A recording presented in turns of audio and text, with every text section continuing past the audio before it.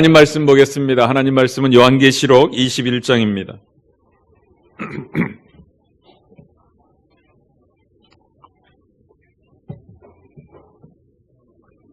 요한계시록 21장 1절에서 8절까지 우리 세번역 성경으로 다 함께 봉독하겠습니다.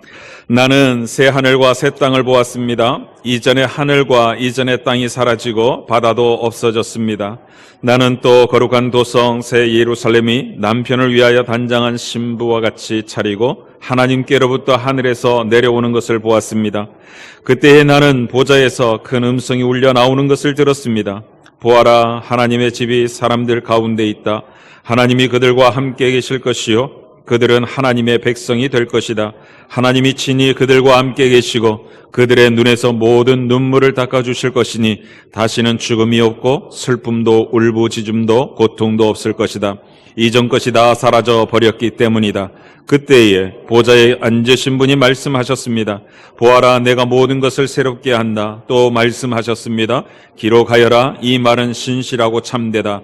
또 나에게 말씀하셨습니다. 다 이루었다. 나는 알파와 오메가 곧 처음이며 마지막이다. 목마른 사람에게는 내가 생명수 샘물을 거저 마시게 하겠다. 이기는 사람은 이것들을 상속받을 것이다. 나는 그의 하나님이 되고 그는 내 자녀가 될 것이다. 그러나 비겁한 자들과 신실하지 못한 자들과 가증한 자들과 살인자들과 음행하는 자들과 마술쟁이들과 우상숭배자들과 모든 거짓말쟁이들이 차지할 몫은 불과 유황이 타오르는 바다뿐이다. 이것이 둘째 사망이다. 아멘. 아멘. 사랑하는 성도 여러분, 이제 우리는요 요한계시록 결론 부분에 이르렀습니다. 창세기로부터 시작된 하나님의 구속사가 대단원의 막을 내리는 것이기도 합니다. 앞으로 우리는 구원받은 하나님의 백성들이 얻게 될 영광, 축복의 실체를 보게 될 것입니다. 그렇게 하나님께서 이 세상에 하나님의 백성들을 구원하시는 구속의 역사의 마지막 모습들을 속속들이 살펴서 확인하게 될 것입니다. 아무튼 요한계시록 21장 그리고 마지막 장인 22장을 살피는 동안 하나님께서 저와 여러분을 위해서 무엇을 준비해 주셨는지 그것을 분명히 확인하시고 또 그 복된 날을 기쁨과 소망으로 기다리게 되기를 주님의 이름으로 축복합니다. 우리가 살폈던 19장, 20장을 통해서 하나님께서 행하시는 최후의 심판에 대해서 우리는 이미 살폈습니다. 이 마지막 심판을 집행하시기 위해서 주님께서는 백마를 타고 개선 장군처럼 이 땅에 오셔서 인류를 타락시킴으로 에덴에서 쫓겨나게 했던 옛뱀 사단을 비롯해가지고 하나님을 거역하도록 미혹했던 그 세력들로 상징되는 짐승과 거짓 예언자들을 불 바다에 던져버리십니다. 그리고 크고 흰 보좌에 앉으셔서 이 땅에 태어나 살았던 모든 인류들을 보좌 앞에서 보좌 위에 펼쳐놓은 생명의 책과 행위의 책을 근거로 삼아 일일이 심판하실 것입니다. 생명책에 그 이름이 기록되지 않은 모든 사람들은 다 불바다에 던져졌습니다. 이렇게 불바다에 던져지는 것을 두고서 요한계시록은 둘째 사망이라고 표현했습니다. 이 둘째 사망은요, 불과 유황으로 불타는 바다에 던져져서 영원히 고통을 겪는 형벌을 이야기합니다. 그러면 여러분, 생명책에 그 이름이 기록된 구원받은 신자들, 그 신자들은 어떻게 될까요? 이 질문에 대한 대답이 요한계시록 21장과 22장입니다. 우선 1절 말씀을 우리 다시 한 번만 같이 읽어봅시다. 1절 함께 보겠습니다. 나는 새 하늘과 새 땅을 보았습니다. 이전의 하늘과 이전의 땅이 사라지고 바다도 없어졌습니다. 아멘. 아멘. 마지막 심판, 최후의 심판을 목격하던 사도 요한의 눈앞에 갑자기 새 하늘과 새 땅이 펼쳐지는 거예요. 이 새 하늘과 새 땅이 바로 하나님께서 이루고자 하시는 구원의 역사의 정점입니다. 정점. 이 새하늘과 새 땅이 구원받은 신자들인 저와 여러분이 영광스러운 부활의 몸을 입고서 하나님과 함께 영원토록 살아갈 곳이기도 합니다. 여러분, 그곳이 어떤 곳인지 궁금하시죠? 오늘 요한계시록이 우리에게 보여줍니다. 함께 생각해 보시죠. 요한이 새하늘 새 땅을 이렇게 보니까요, 이전의 하늘 그리고 이전의 땅이 완전히 사라지고 바다도 사라졌어요. 그런데 새하늘과 새 땅을 보았다고 하는 것을 보면 분명히 하늘과 땅이 있습니다. 하늘과 땅을 보는 거예요.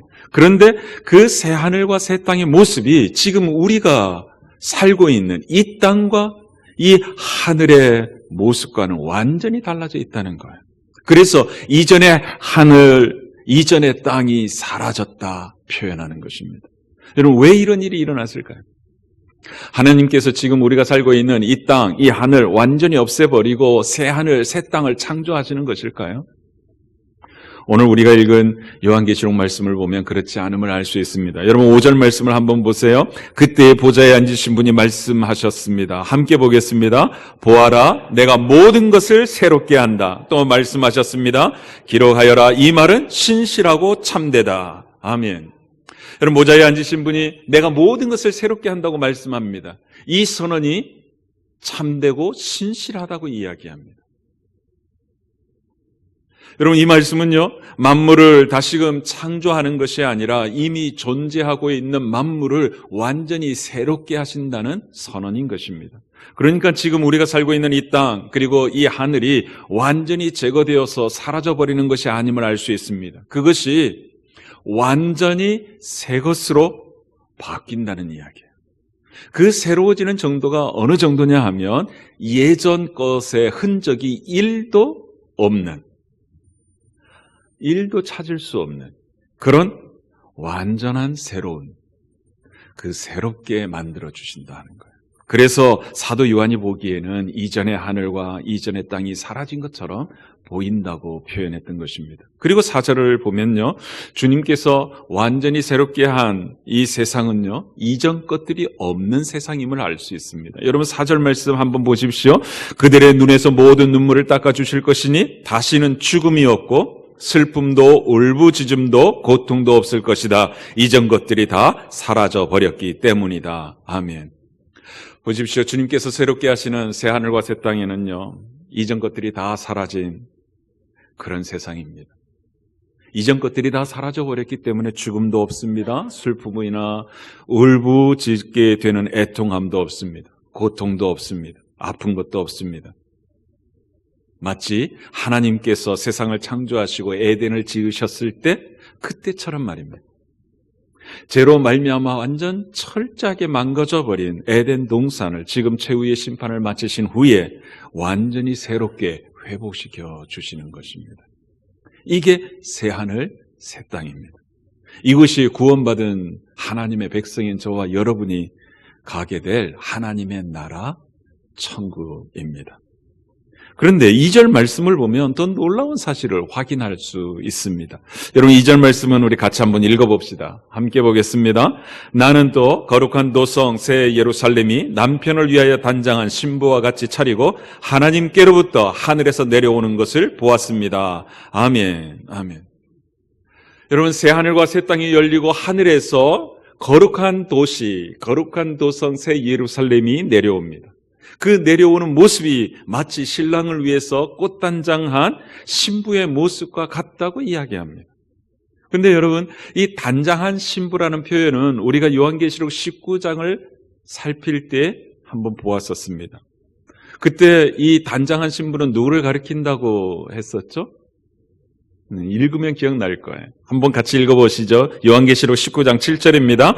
기뻐하고 즐거워하며 하나님께 영광을 돌리자. 어린 양의 혼인날이 이르렀다. 그의 신부는 단장을 끝냈다. 아멘.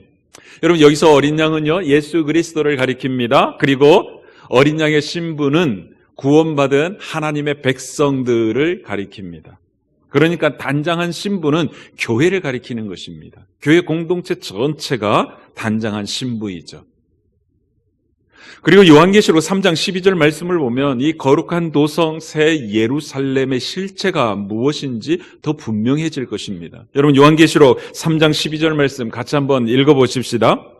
이기는 사람은 내가 내 하나님의 성전에 기둥이 되게 하겠다. 그는 다시는 성전을 떠나지 않을 것이다. 나는 내 하나님의 이름과 내 아버지의 도시 곧 하늘에서 내 하나님께로부터 내려오는 새 예루살렘의 이름과 또 나의 새 이름을 그 사람의 몸에 써두겠다. 아멘. 아멘. 여러분 이 말씀은요 빌라델비아 교회에 보내는 편지의 한 대목입니다. 그런데 빌라델비아 교회 성도들을 향해서 뭐라고 이야기하느냐 하면 영적 싸움에서 이기는 사람에게는 새 예루살렘의 이름을 마치 낙인을 찍듯이 그 이긴 성도의 몸에 써주겠다고 이야기합니다. 그러니까 믿음의 싸움을 이긴 사람들은 새 예루살렘에 속한 멤버가 된다는 거예요. 여러분 낙인을 찍으면 그 낙인 찍힌 것은 그 낙인 찍힌 자의 소유임을 표현하는 거잖아요.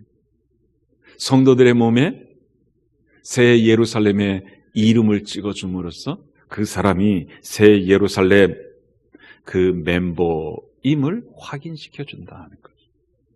그러니까 거룩한 도성 새 예루살렘은 물질적인 그 도시를 가리키는 것이 아니라 예수 그리스도의 신부인 교회를 가리키는 상징적 표현임을 알 수 있는 것이죠. 그렇다면 이 새 예루살렘이 하늘에서 내려온다는 것은 무슨 말이냐 하는 거죠.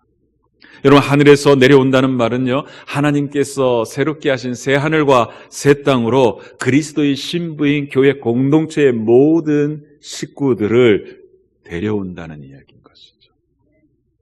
그리고 그곳 새 하늘과 새 땅에서 이들 새 예루살렘인 교회 공동체에 무슨 일이 일어날 것인지에 대해서 이어지는 3절과 4절이 말씀해주고 있습니다. 우리 같이 한번 3절 4절 읽어보십시다. 그때에 나는 보좌에서 큰 음성이 울려 나오는 것을 들었습니다. 보아라, 하나님의 집이 사람들 가운데 있다. 하나님이 그들과 함께 계실 것이요 그들은 하나님의 백성이 될 것이다. 하나님이 친히 그들과 함께 계시고 그들의 눈에서 모든 눈물을 닦아주실 것이니 다시는 죽음이 없고 슬픔도 울부짖음도 고통도 없을 것이다. 이전 것들이 다 사라져 버렸기 때문이다. 아멘. 아멘. 여러분 여기 3절과 4절 말씀 중에서 가장 중요한 부분이 하나님의 집이 사람들 가운데 있다라는 표현입니다. 여러분 하나님의 집은요 하나님의 장막을 가리킵니다. 하나님의 장막은 하나님의 임재하심, 하나님이 함께 계심을 드러내는 상징적 장소입니다. 여러분 최초로 하나님의 장막이 세워졌던 그날의 모습을 출애굽기 40장 34절과 35절은 이렇게 전해주고 있습니다. 그때에 구름이 회막을 덮고 주님의 영광이 성막에 가득 찼다. 모세는 회막에 구름이 머물고 주님의 영광이 성막에 가득 찼으므로 거기에 들어갈 수 없었다. 아멘. 여러분 성막을 세운 날 모습이 상상이 되시죠? 이스라엘 백성들 진 가운데 하나님의 성막을 세우자 하나님의 영광이 그 성막 가운데로 강력히 임하는 것입니다. 늘 하나님과 대면해서 말씀을 나눴던 모세조차도 그 하나님의 영광이 임한 하나님의 회막 안에는 들어갈 수가 없었어요. 그러니까 이 하나님의 장막이 세워졌다는 말은요 하나님께서 그곳에 계시다는 말입니다. 그리고 구약성경 레위기 26장 11절을 보면 이렇게 말씀하고 있습니다. 내가 내 성막을 너희 중에 세우리니 내 마음이 너희를 싫어하지 아니할 것이며 나는 너희 중에 행하여 너희의 하나님이 되고 너희는 내 백성이 될 것이니라. 아멘. 여러분 하나님께서 이스라엘 백성들 가운데 성막을 세우는 이유를 밝히십니다. 그 이유가 뭐냐 하면 첫 번째는 내 마음이 너희를 싫어하지 않을 것이며입니다. 무슨 이야기죠? 하나님이 그들을 사랑하신다는 이야기죠. 하나님께서 성막을 세우시는 이유는 하나님께서 하나님의 백성을 사랑하심을 드러내기 위함이라는 것입니다. 그리고 또 너희의 하나님이 되고 너희는 내 백성이 될 것이라고 말씀합니다. 여러분 이것이 성막을 세우는 의미이자 성막을 세우는 목적입니다. 그러니 여러분 이제 하나님의 집이 사람들 가운데 있다라고 한 이 요한계시록 21장 3절의 말씀의 의미가 선명해지셨죠. 요한계시록 21장 3절의 말씀은요, 구약 시대의 성막을 통하여 주셨던 하나님의 그 언약이 변치 아니하고 새하늘 새 땅에서 온전히 성취될 것임을 우리에게 확인시켜주고 있는 것입니다. 하나님의 집이 사람들 가운데 있다. 하나님이 그들과 함께 계실 것이요 그들은 하나님의 백성이 될 것이다. 여러분, 이렇게 함으로써 하나님께서 구원받은 하나님의 자녀들과 함께 계시는 것입니다. 이렇게 하나님께서 구원받은 하나님의 백성들과 함께 계심으로써 창조와 구원의 목적이 온전히 성취되게 될 거라는 이야기죠. 영원토록 하나님과 하나님의 백성들이 매우 친밀한 교제를 나누며 살게 될 거라는 말씀입니다. 여러분, 지금 우리가 경험하고 있는 것이 이런 것이잖아요. 아직 새하늘과 새 땅에 우리가 들어가지 못했기 때문에 우리들 가운데 하나님을 직접 뵈는 사람이 없습니다. 마치 흐릿한 청동 거울을 통하여 우리의 자신의 모습을 보듯 우리는 이 하나님의 말씀을 통하여 하나님이 우리에게 계시해 주신 모습만 보고 있습니다. 하나님이 계시해 주신 부분만 하나님에 대해서 알고 있는 것이죠. 하나님의 전부를 아는 것이 아니라 하나님을 부분적으로 알지 못합니다. 하지만 이날에는 하나님께서 나를 알고 계신 것처럼 우리도 하나님을 온전히 알게 될 것입니다. 그렇게 우리는 하나님과 대면하여 하나님의 그 사랑을 오롯이 다 누리게 될 것입니다. 그래서 하나님이 친히 그들과 함께 계시고 그들의 눈에서 모든 눈물을 닦아 주실 것이라고 말씀하시는 것입니다. 그렇게 하나님이 함께 계시니까 죽음이 없어지는 것이고 슬픔과 울부짖음과 고통도 없어지는 것입니다. 왜? 하나님께서 이전 것을 다 없애버리셨기 때문입니다. 에덴 동산에서 아담과 하와를 통하여 이루고자 하셨던 그 복된 모습을 지금 새하늘 새 땅에서 하나님께서 이루시는 것입니다. 누구를 통하여? 그리스도의 신부인 교회 공동체 구원받은 하나님의 백성들을 통하여 이루신다는 말씀입니다. 첫 창조하실 때에 보시기에 좋았던 그 모습을 새 창조를 통하여 그리고 교회를 통하여 완성하시겠다는 말씀인 것입니다. 여러분, 이러한 천국의 모습이 얼마나 좋았던지 사도 바울은요, 차라리 내가 이 세상을 떠나서 내가 지금 죽어서 그리스도와 함께 있는 것이 훨씬 더 좋다 이야기했습니다. 여러분, 그런 새하늘 새 땅에 저와 여러분이 들어가게 될 줄 믿습니다. 그래서 주님께서는요, 다 이루었다고 선언하시는 거예요. 그게 6절 말씀입니다. 같이 한번 읽어보시죠. 또 나에게 말씀하셨습니다. 다 이루었다. 나는 알파며 오메가 곧 처음이며 마지막이다. 목마른 사람에게는 내가 생명수 샘물을 거저 마시게 하겠다. 아멘. 여러분 보십시오. 주님께서 선언합니다. 나는 알파며 오메가, 처음이며 마지막이라고 말씀합니다. 여러분, 이게 무슨 의미냐면 주님께서 이 세상을 창조하신 창조주 하나님이시라는 사실을 다시 한번 선언하시는 것입니다. 바로 그 창조주 하나님이신 주님께서 다 이루었다고 선언하시는 거예요. 창조의 역사를 시작하신 분으로서 이제 새 하늘과 새 땅을 새롭게 하심으로 그 끝을 맺으셨다는 선언인 것입니다. 또 구속의 역사, 구원의 역사를 시작하신 분으로서 그 구원의 역사를 이제 마무리 지으셨음을 선언하고 계시는 것입니다. 그렇게 우리에게 구원의 은혜가 임하는 것이죠. 그런데 이 말씀을 보니까 주님께서 이런 선포를 하세요. 목마른 사람에게는 내가 생명수 샘물을 거저 마시게 하겠다. 여러분, 여기서 생명수 샘물은요, 구원의 은혜를 이야기합니다. 새 하늘과 새 땅으로 들어가게 하는 그 구원의 은혜를 이야기하는 것입니다. 그런 구원의 은혜를 누구에게 주시겠다고 말씀하세요? 목마른 사람에게 누구든지 거저 주시겠다고 이야기하시는 것입니다. 그렇다면 이 목마른 사람은 누구일까요? 다른 사람들이 아닙니다. 이 주님께서 이루어 놓으신, 십자가에서 이루어 놓으신 이 구원의 은혜를 사모하며 주님 앞으로 나오는 모든 사람들을 이야기합니다. 베드로가 오순절날 성령께서 자신들에게 임하셔서 행하신 그 엄청난 놀라운 일들을 전하면서 당신들이 십자가에 못 박은 이 예수를 우리의 주님과 우리의 구세주가 되게 하셨다고 선포할 때에 그 말씀이 마음에 찔림이 되어서 형제들아, 우리가 어떻게 하면 좋겠습니까? 하고 탄식하며 주 앞에 나온 사람들, 이 사람들이 바로 목마른 사람들입니다. 이들처럼 하나님께서 이루어 놓으신 이 구원의 은혜를 사모하며 그 은혜를 갈망하며 하나님 앞으로, 십자가 앞으로, 복음 앞으로 나오는 모든 사람들, 그 사람들이 목마른 사람들이라는 것입니다.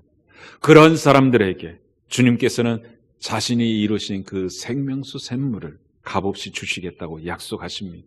새하늘 새 땅으로 들어갈 수 있는 은혜를 거저 주시겠다고 약속하고 계십니다.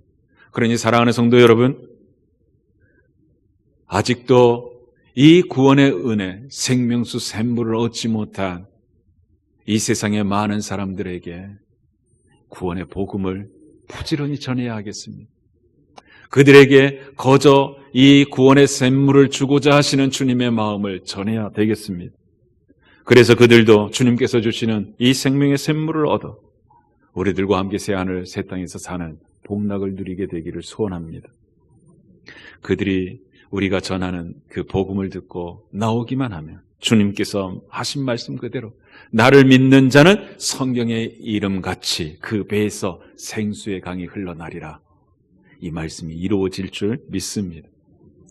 주님 오시는 그날까지 우리들 VIP에게 이 생명의 복음을 전하는 충성스러운 주의 백성들이 되기를 주의 이름으로 축복합니다. 그런데 이어 나오는 7절 말씀이 이 요한계시록을 묵상하는 저에게는 매우 눈길을 끌었습니다. 여러분 7절 말씀 같이 한번 읽어보시죠. 7절 함께 봅니다. 이기는 사람은 이것들을 상속받을 것이다. 나는 그의 하나님이 되고 그는 내 자녀가 될 것이다. 아멘. 아멘. 여러분 6절과 연관지어 보면요, 6절에서는 목마른 사람이라고 했는데 그 목마른 사람이 7절에 오니까 이기는 사람으로 표현이 바뀝니다. 그냥 단순하게 생각하면 목마른 사람은 다 새하늘 새 땅에 들어가는 사람이 됩니다. 그러니 이기는 자가 되겠죠. 다 주님 앞에 나오는 사람들이라 이렇게 생각할 수 있습니다. 그런데 목마른 사람과 이기는 사람은 좀 차이가 있습니다. 이기는 사람은 목마른 사람보다 한 걸음 더 나아가는 사람이에요.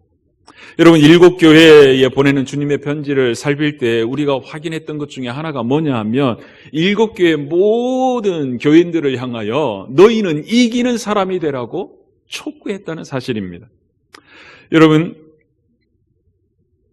첫 번째 편지를 받았던 에베소 교회에 보내는 편지 한 대목을 보십시오. 2장 7절인데요. 귀 있는 사람은 성령이 교회들에게 하시는 말씀을 들어라. 이기는 사람에게는 내가 하나님의 낙원에 있는 생명나무의 열매를 주어서 먹게 하겠다.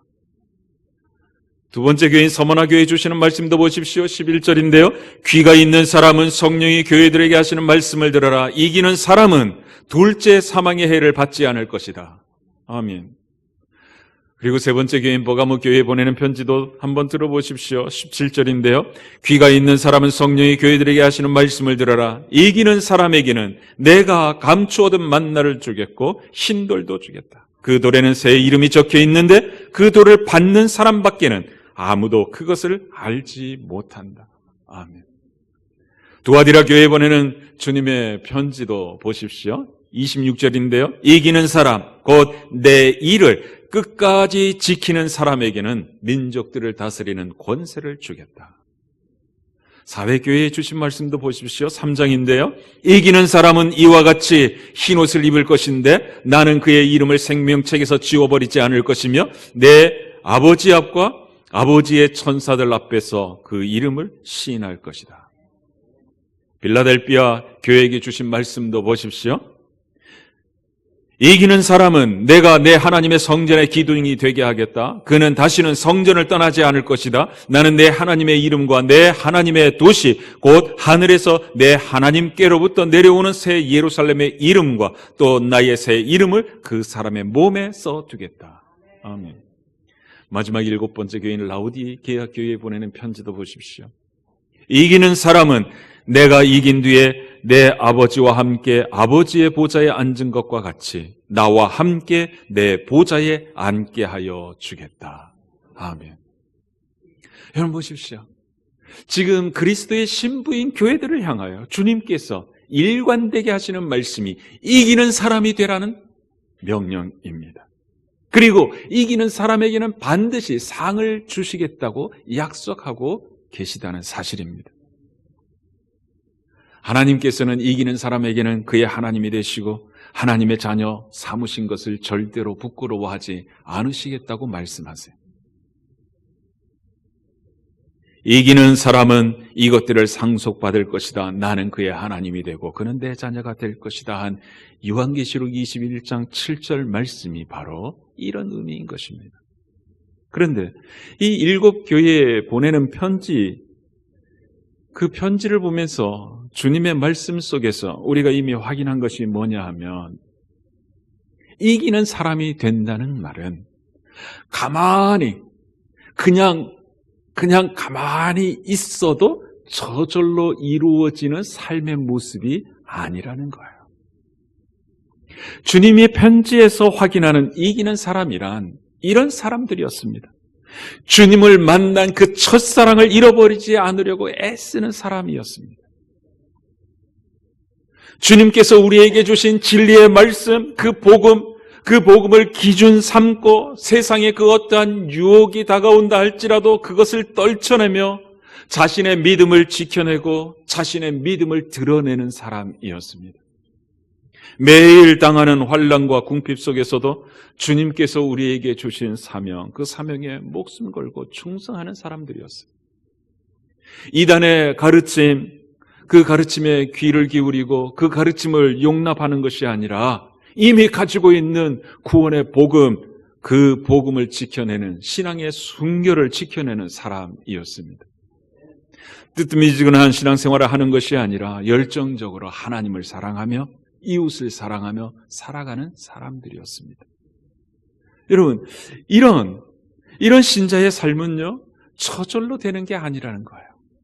그냥 교회만 왔다 갔다 해서 생겨나는 것이 아니기 때문에 주님께서는 7교회의 모든 교인들을 향하여 이기는 사람이 되라고 명령했던 것입니다. 그냥 편하게 신앙생활을 하면 되지, 이런 생각이 들 때 그런 생각을 떨쳐내 버리려고 결단하고 그렇게 떨쳐내 버리는 헌신이 있을 때 비로소 우리는 이기는 사람이 되는 것입니다. 그렇게 이기는 자에게 상을 주시겠다고 약속하시는 것입니다. 그러니 사랑하는 성도 여러분, 늘 깨어 신앙생활함으로 이기는 신자 되기를 주의 이름으로 축복합니다. 8절 말씀을 보면요, 이 7절에 이기는 자가 되라고 하시는 주님의 말씀을 반대의 모습으로 다시 한번 강조하고 있음을 알 수 있습니다. 무슨 이야기냐 하면 주님이 주시는 새하늘 새 땅에 들어가지 못하는 사람들이 있다 이야기하시는 거예요. 여러분 8절 말씀 같이 한번 읽어보시죠. 그러나 비겁한 자들과 신실하지 못한 자들과 가증한 자들과 살인자들과 음행하는 자들과 마술쟁이들과 우상숭배자들과 모든 거짓말쟁이들이 차지할 몫은 불과 유황이 타오르는 바다뿐이다. 이것이 둘째 사망이다. 아멘. 아멘. 여러분, 이 둘째 사망에 대해서는요, 우리가 20장 마지막 절인 15절을 살필 때 이미 확인했습니다. 이 생명책에 기록되지 않은 사람은 누구나 다 불바다에 던져졌습니다. 라고. 이미 최후의 심판이 끝났습니다. 새하늘과 새 땅이 이미 펼쳐져 있습니다. 그런데 왜 다시금 이 둘째 사망에 처한 사람들에 대해서 주님께서 말씀하고 계시냐 하는 거예요. 이미 최후의 심판이 종결되고 새하늘 새 땅으로 새 예루살렘을 옮겨 놓으실 것이라고 말씀하고 계시는 중이셨습니다. 그런데 다시금 뜬금없이 둘째 사망에 처하는 사람들이 있다 이야기하시는 거예요. 의도가 있는 거죠. 의도가 있는 거예요. 그 의도가 궁금해지는 거죠. 근데 그 의도가 8절 속에 들어 있습니다. 거기 보면 언급되는 사람들을 한번 보십시오. 어떤 사람들인지 비겁한 자들, 신실하지 못한 자들, 가증한 자들, 살인자들, 음행하는 자들, 마술쟁이들, 우상숭배자들, 모든 거짓말쟁이들. 여러분 우선 비겁한 자들, 신실하지 못한 자들, 가증한 자들이라고 했는데 무엇에 비겁하고 무엇에 신실하지 못하고 무엇 때문에 가증하다고 말씀하는 걸까요? 여러분 여기에 언급되고 있는 사람들, 그 사람들의 모습이 누구인지를 알기 위해서는 사도 요한의 시대로 한번 떠나보면 됩니다. 여러분 사도 요한의 시대의 교회의 상황, 그 속으로 들어가면 선명해지는 거예요. 여러분 사도 요한이 사역을 하던 그 시대의 교회의 모습이 어떠했는가? 이 시대는요, 교회 공동체가 예수님을 믿는다는 그 이유 하나 때문에 박해를 받고 있었습니다. 예수 그리스도의 복음을 증언한다는 그 이유 하나 때문에 혹독한 박해를 겪고 있었습니다. 그런 교회 공동체 안에 예수님을 믿는다고 말했던 사람들 가운데 황제 숭배의 위험, 그 위협에 굴복해가지고 변절하는 사람들이 있었다는 이야기예요. 그런 사람들을 두고 비겁한 사람들, 신실하지 못한 사람들, 가증한 사람들, 거짓말하는 사람들이라고 표현하는 것입니다. 예수님이 주님이 아니라고 자신의 믿음을 깨뜨릴 뿐만 아니라 황제 숭배를 비롯해서 이단, 우상 숭배의 자리로 나아가고 그 신의 신전제의에서 행하는 음행까지 그냥 서슴없이 범하는 사람들이 생겨났다는 것입니다. 분명히 교회 공동체 안에 들어와 있었습니다. 그런데 그들 가운데 그 위협에 변절하고 거짓말하는 이들이 생겨났다는 거예요. 그들은 주님께로부터 받은 복음과 신앙을 지켜내기 위해서 목숨 걸고 싸우는 영적 전투를 포기해버린 것입니다. 그래서 이기는 자가 되지 못하고 패배한 자가 되고 말았다는 거예요. 그런데 더 비참한 게 뭐냐 하면, 더 안타까운 것이 뭐냐 하면 가룟 유다처럼 주님이 죽음의 자리에 서게 하는 그 순간까지도, 주님이 다시 오실 그날까지도 회개하고 돌이키지 않았다는 사실입니다. 그래서 주님은 다시 한번 최후의 심판날 둘째 사망에 이런 이들이 처해질 거라고 선언하시는 것입니다. 그러니 사랑하는 성도 여러분, 성경의 변함없는 권면을 귀 기울여 듣기를 소원합니다. 성경은요, 우리에게 우리가 받은 그 믿음, 그 구원의 복음을 끝까지 지켜내라 이야기합니다. 그렇게 지켜내면 이기는 사람이 되라고 말씀합니다. 히브리서도 동일한 이야기를 합니다. 여러분 히브리서 2장 1절 말씀 우리 같이 한 번만 읽어볼까요? 함께 보겠습니다. 그러므로 우리는 들은 바를 더욱 굳게 간직하여 잘못된 길로 빠져드는 일이 없어야 마땅하겠습니다. 아멘. 여러분 히브리서도 동일한 메시지를 우리에게 전합니다. 우리가 받은 복음 잘 붙들고 있어야 된다는 거예요.